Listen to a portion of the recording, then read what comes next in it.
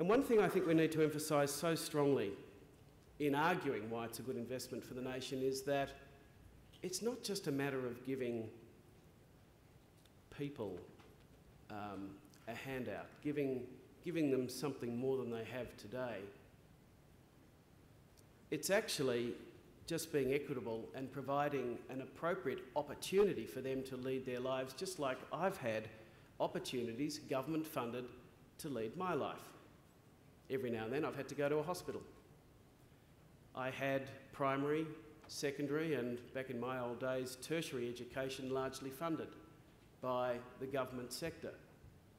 I don't have an overt disability, but for goodness sake, I've needed government support so that I could live out my potential.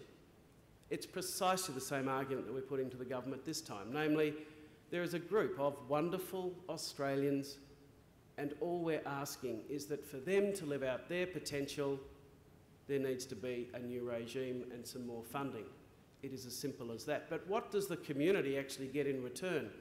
And one of the important parts of this campaign is that we need to articulate that the more we spend money in this particular area, surprise, surprise, the less the demand in other areas provided by government, less the demand in areas of, say, providing housing. The more that our people are independent and can look after their own lives, the less they need to go to the Department of Housing to look for accommodation, the less they need to draw upon the health department and the general health budget, etc., etc. We're all, and indeed Centrelink is another classic example. The more that we can provide opportunities for people to live out their full potential, the less they need pensions and what have you. I think actually there's some more hard work to be done in that area. It's not necessarily explicitly spelled out as much as it might be in what's already a very large report. But I've got to say, the more that we work at that, the more that we argue that really this is a good investment, the more it will be accepted. Let me tell you something about the Productivity Commission, and this is the little bit that perhaps if there are PC people here they wouldn't appreciate. But you know, its brief essentially is just to produce tomes like this. It is not an implementer. It is not someone who says, okay, we've written this great big report, now here's our plan to get it implemented. Here's how we're going to go around the various political parties, the politicians.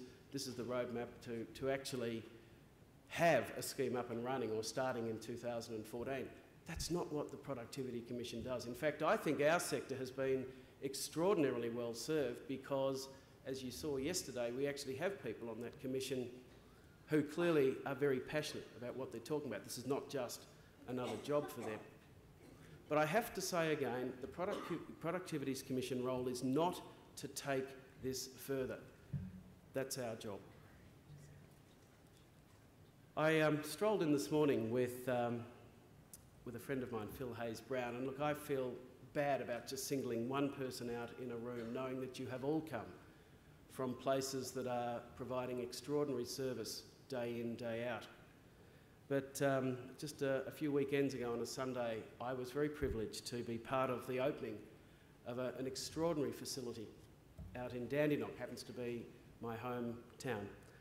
And this extraordinary facility was not only a wonderful collaboration between different non-for-profits, each with a particular focus, whether it was providing accommodation for the elderly versus, in the case of Phil Hayes-Brown's organisation, Wallara, focusing on people with disabilities. But this collaboration actually meant that it was able to offer a contemporary facility, a wonderful facility where elderly people who were having housing difficulties, accommodation problems, were actually able to live on the same large facility as a place that provided services to their child or children with a disability. Quite groundbreaking, quite remarkable. And we had a lot of fun. It was the most extraordinary afternoon of loud music and hilariously funny people who were entertaining us, etc., etc. One of the highlights for me, though, was at the end, when all of that finished and I was just strolling off to my car. And a group of young ladies, they're probably in their 20s, came up and they just wanted a photograph with me, which, you know, was nice for my ego, I guess. But I then started asking them, now what do you do? Why are you here? Why are you here? And they said, oh, look, Woollahra's been great for us. We actually work in a Woollahra facility, just a few k's away from where we were that day, and they each talked with such great pride about the fact that their job is to assemble headphones for Qantas. The next day I had to take a long, well, not a long flight, but I had to go over to Perth and do a few things over there, including giving quite an important speech that night to a whole bunch of CEOs in the mining and petroleum industry. And I knew that part of my speech had to focus on how do I encourage people of influence in business like this group to not only focus on their bottom line and to maximise profits, which of course they have to do in a competitive world, but to also do their bit through their corporations individually for the community. And as I was on that long flight over, actually most of the people on the plane just turned the lights out, went to sleep, but I was just pondering, how do I really make a point? And one of the flight attendants came up to me and she said, you know, she noticed I still had the light on and I had a blank piece of paper in front of me, and she said, hello, Mr. McKeon, what's bothering you? And I said, look, I'm just about to land in Perth and I need to give a speech tonight, and I want to inspire a bunch of CEOs who come from such a different world to what I see every now and then. And anyway, we got talking and I actually spoke to her about my extraordinary experience the previous day, seeing this wonderful facility open and seeing wonderful people up on stage with a disability but just having us in hysterics, talking to this wonderful group of young women afterwards who had so much pride in what they did. And I just mentioned, and frankly, for all I know, and I was just holding a headset at the time, for all I know, they've put this together. And I went on to say, you know, look, Qantas probably could have had this made in China, could have had it made perhaps by a big machine that's brought out from Germany and just, you know, does them 10,000 at a time or whatever. But, and I was speculating to some extent, but it wouldn't have surprised me if somewhere in Qantas a decision of principle was made, no, we're going to support this facility in Dandenong because it's important. Qantas can't do its entire operation like that, but every now and then it's right and it's proper. And as I told this story to the attendant, she said, Mr. McKeon, I think you've got your story for tonight. And she was absolutely right, and I asked her permission to steal the headset from the plane, and that night I told a story. Because these guys, you know, they work for the likes of, you know, Woodside and BHP Billiton Petroleum and Shell and what have you. They understood what the Qantas story was all about.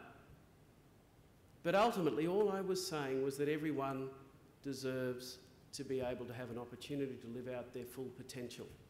And we as a broad community, whether it's corporate, the corporate sector, the government sector, whoever we are, have a responsibility to do our little bit. Because the more we get that right, the less the take on other parts of the government budget, there'll be more fulfilled lives. It's just a better deal all round.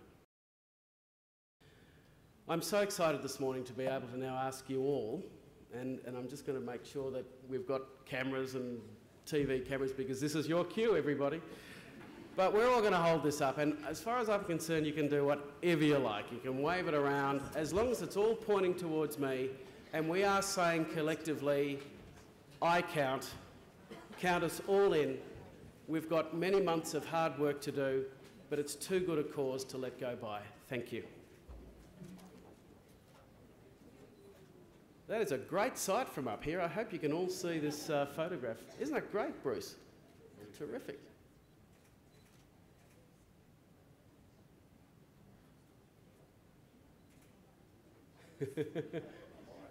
Wow-wee. Now, as the cameraman, have you got everything you need? Hey, they love it so much they're still filming. All good? Thumbs up. Thank you very much.